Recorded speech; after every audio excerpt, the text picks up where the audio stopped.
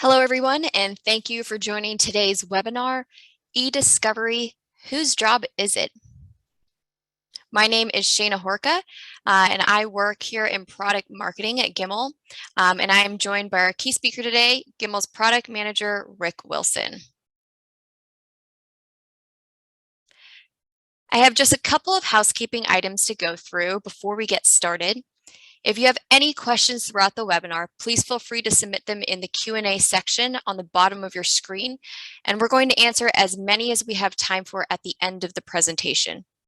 There will be at least one poll question that you will see pop up in a separate screen, so please keep an eye out for that. All answers are anonymous. And as always, if you have any technical difficulties, please let us know so we can assist you.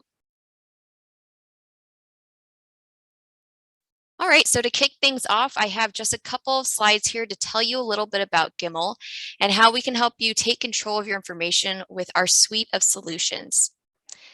Gimel is an information governance software company that was founded in 2002. Our mission is to help you achieve your information governance goals by providing solutions that balance the value your information provides with the risk it also presents.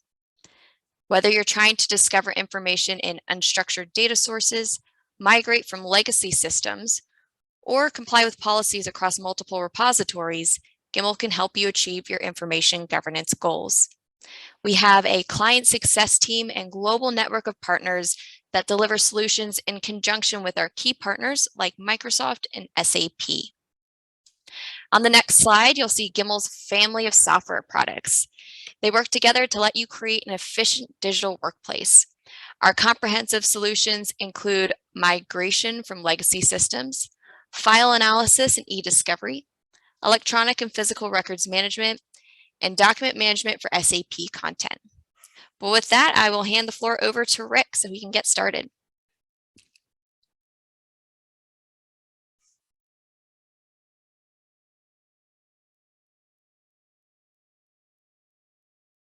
Oh, Rick, it's thanks, Shana. They're on mute. Yeah. Couldn't get my hands on it. So can we kick off the poll here first?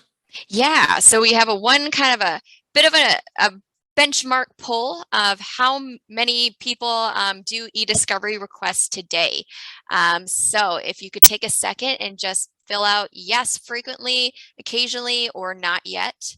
And then we'll actually go ahead and share the poll results after this so we can see what your fellow peers are doing. Great, thank you. Awesome, so it looks like we've got a nice mix, yeah. Right? Right. Good, that's very helpful. So that will, I think there'll be something for everybody in this presentation. If you're already knee-deep in eDiscovery, maybe pick up a few tips. If you're occasionally or not yet, there's definitely some things that are going to be important to sort of start your preparation for that eDiscovery journey. Okay, so let's launch in. Technically, eDiscovery is the act of identifying, preserving, collecting, reviewing, and producing electronically stored information, often referred to as ESI, in response to a request for production. Those requests can come from a variety of sources, but the most critical usually stem from legal proceedings. Depending upon the nature of your organization, however, locating information is also key to fulfilling FOIA, Freedom of Information requests, conducting internal investigations. And beyond FOIA investigations, there's an increasing requirement to comply with privacy regulations like GDPR, CCPA, that are crossing directly into the eDiscovery space. When you think about it, complying with a data subject access request is not much different than a FOIA request, except the timeline for required response is typically much shorter and the penalty for not complying can be much higher. In fact, the statistics from this State of eDiscovery survey conducted by Extero underscore the fact that you're just as likely to see eDiscovery requests originating from privacy or regulatory compliance as from litigation in the coming years. In some sense, we're dealing with a perfect storm here. The volume of ESI continues to increase rapidly, Locations where that ESI is being stored continue to expand. What once was strictly email now may include file shares, workstations, SharePoint, OneDrive, and many others. On top of those two factors, the requirement to perform a search may be coming from many sources. So how can you become more prepared to handle your first eDiscovery requests? Well, if you're new to eDiscovery, EDRM is a great place to start. The organization specializes in creating practical resources to improve eDiscovery, privacy, security, and information governance. And the model we're looking at is one of those resources. It describes the steps that typically occur in an eDiscovery project.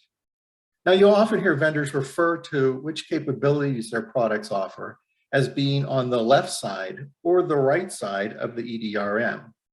That distinction separates the tasks involved with locating, gathering, and finding responsive content, i.e. the left side, from the tasks associated with the review and production of that content, right side.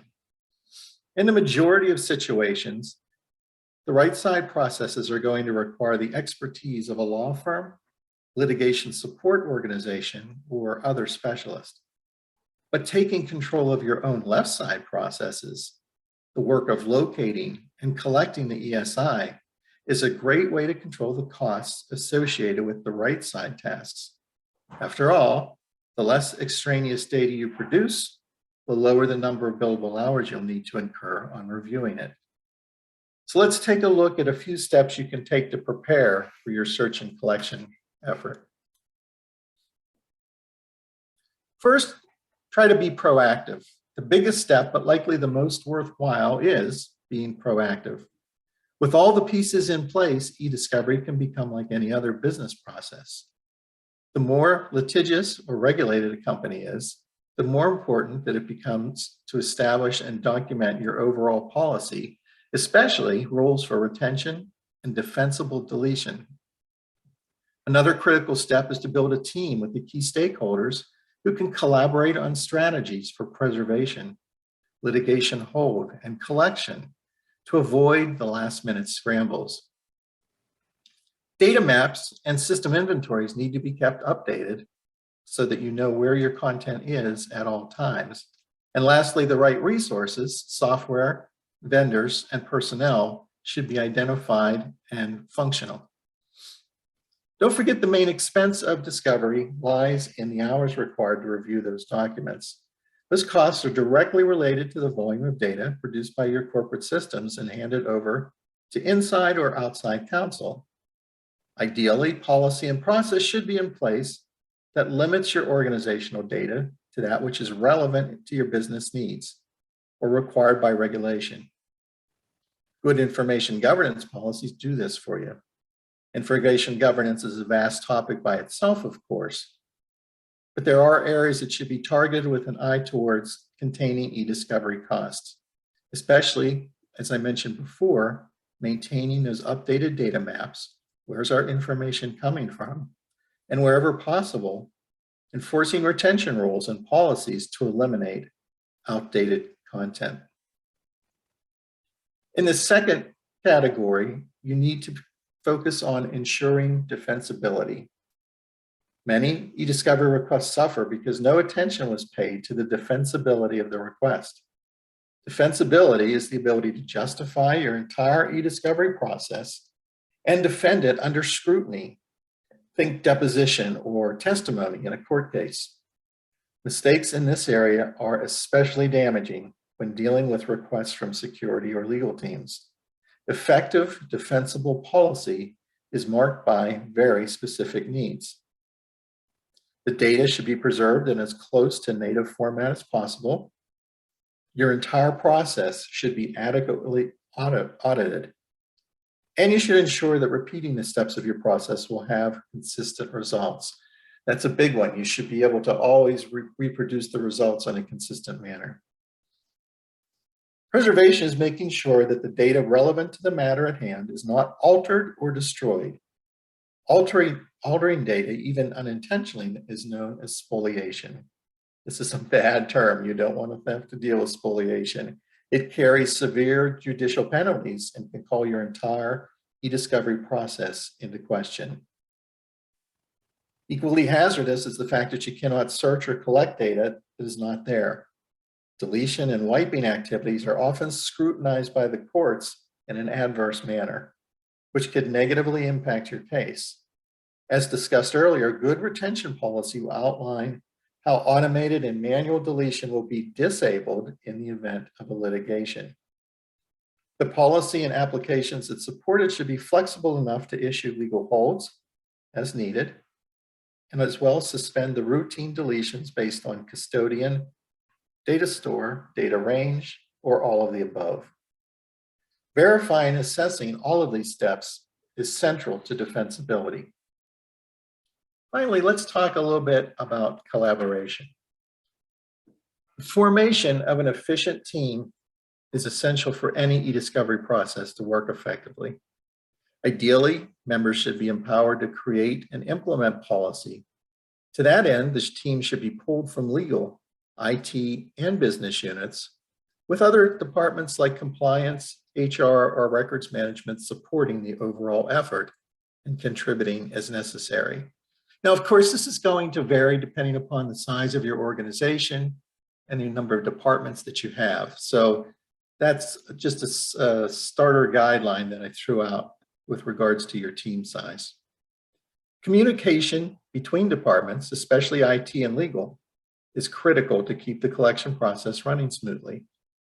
To assist this effort, an eDiscovery liaison should be identified from your legal team who can work with IT to guide the process, establish parameters, navigate challenges. There's always some issues involved with gaining access or security rights to see specific content, and you're going to have to rely on your IT team to help you resolve some of those problems as you go along. Your liaison should be able to answer questions, safeguard defensibility, and inform, meet, and confer sessions where the attorneys are discussing the eDiscovery process.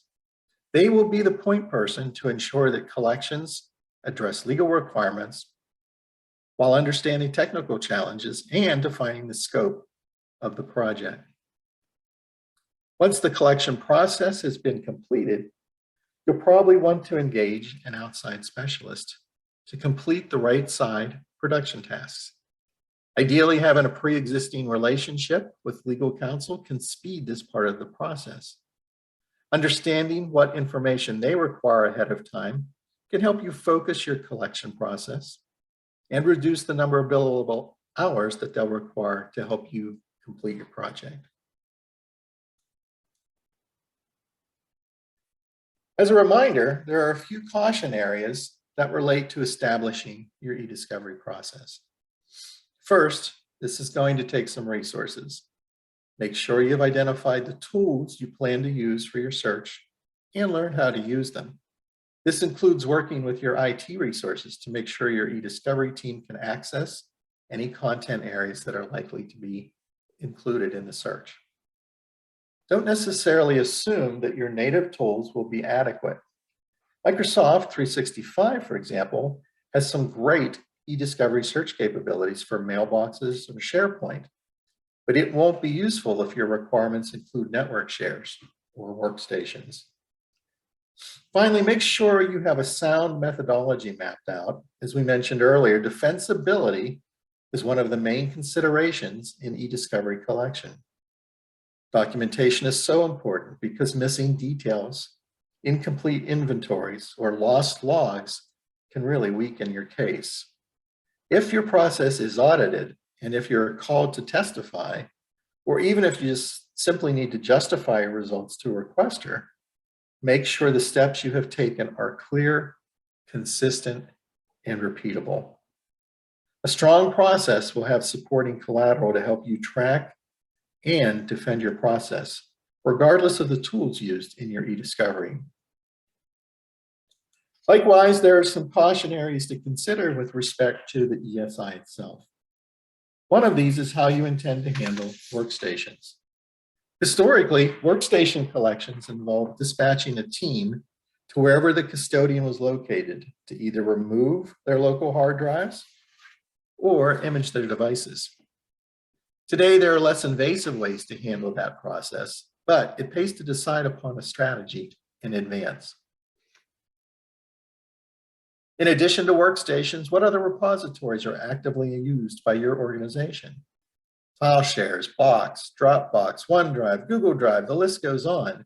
It's likely you don't have to have all these plans or all these storage repositories planned out for use, but make sure you've considered how you'll access them if they become primary targets. Don't forget, your information stored in archive repositories is also still discoverable. That includes the PST archives that Outlook often creates, or backup tapes with file share information or other content from your network. So to recap, our best practice recommendations are: get ahead of the curve by preparing in advance for your first or perhaps next eDiscovery project. Waiting for a request to come through the door rarely works out well. And in many jurisdictions, including most of the United States, the responding party in a litigation has the duty to provide this data. In other words, you are legally required to find all the reasonably accessible data relevant to the matter at hand. And this is important. This duty arises when an organization has an inkling that it will become involved in litigation, not just when it's officially sued or subpoenaed. We've talked about this already, but make sure you have a process to search ESI outside of just email itself. That's the idea of planning for multiple content sources. And then lining up your tools in advance can really give you time to learn how to use them and be comfortable with how the process flows when a request actually rolls in the door and your response clock starts running. It's going to be much more comfortable if you already know how to get your search underway.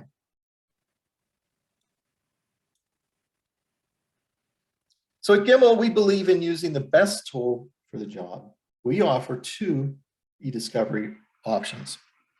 Gimel Discover is a hybrid hosted platform that combines the convenience of cloud-based management with the security of on-premise data access. It delivers a more comprehensive information management approach by offering data governance and classification along with the eDiscovery. These capabilities are supported by a modular agent architecture that allows us to introduce support for new content areas on a regular basis. We just introduced Teams late last year, and we're adding support for Macintosh workstations in this quarter, actually later this quarter.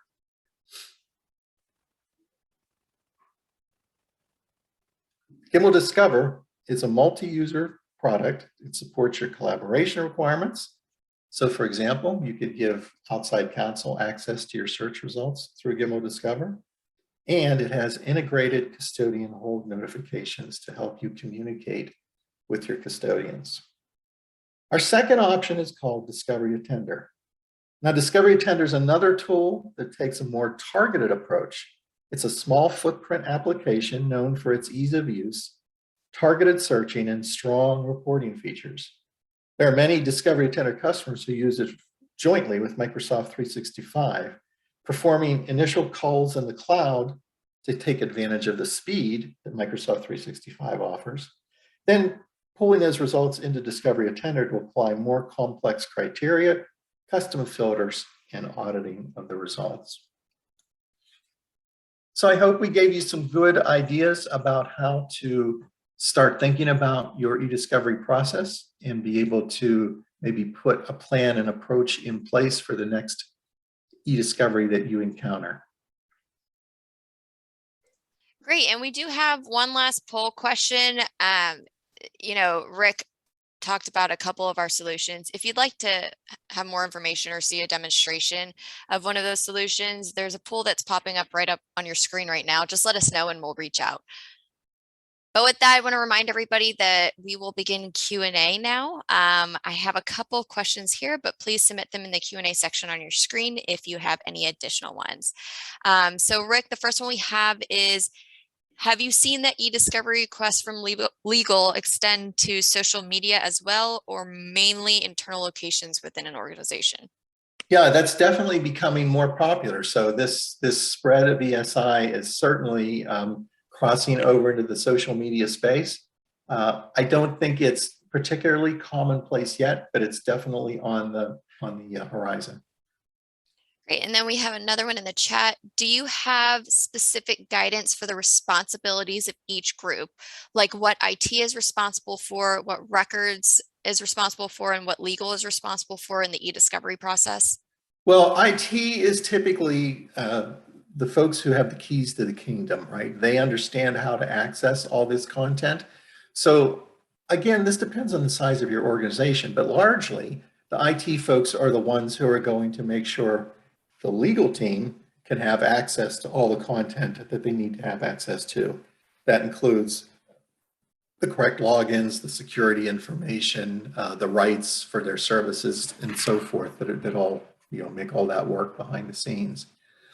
Legal is typically responsible for building the search requests. So those are the folks with the expertise on keyword criteria. So there's a whole variety of syntax that you can use for these searches. That includes proximities and regular expressions and Boolean comparisons and all sorts of things. So we often, refer to or lean on the legal team to be the experts in all of that syntax. And then largely records in most eDiscoveries that we've worked with, records forms a supporting role. They may have the information about content sources that might be overlooked, like the archive backups that we talked about earlier. Records may have a better handle on where that information might be stored. So I would say they're more of an advisor role typically. Great. And another one we have is for organizations who do not have a singular repository or records management system, do you have suggestions or best practices for record identification and tracking? And I can read that one again if I said that too fast. Yeah, that one's a little confusing. Okay, so let me try that again. For organizations who do not have a singular repository or records management system, do you have suggestions or best practices for record identification or tracking? I'm assuming within, multiple data sources or repositories they mean. Right. Not sure I've got a great answer for that one, Shana. We can definitely email you an answer after we speak to somebody who's a little bit more well-versed in our records management practices. Right. Great. Well, that wraps it up. Rick, thank you so much. If we want to go over next to the next slide, if you can think of any more questions, feel free to email either Rick or myself, and we will get you the answers. Or if you want to hop over to the next slide, you can always send us an email at info@giml.com if our names are too hard to remember, or visit our website at www.giml.com. For those who are interested in the recording, I saw a good majority of people log in a couple minutes late. If you'd like to view those first couple of slides you may have missed, we will be sending the recording out between 24 and 48 hours in the form of thank you email. It will also be located on our website, which is right there up on the screen. But we thank you for joining, and we hope to see you in our webinar next week called Physical Records Management for the World of Life Sciences.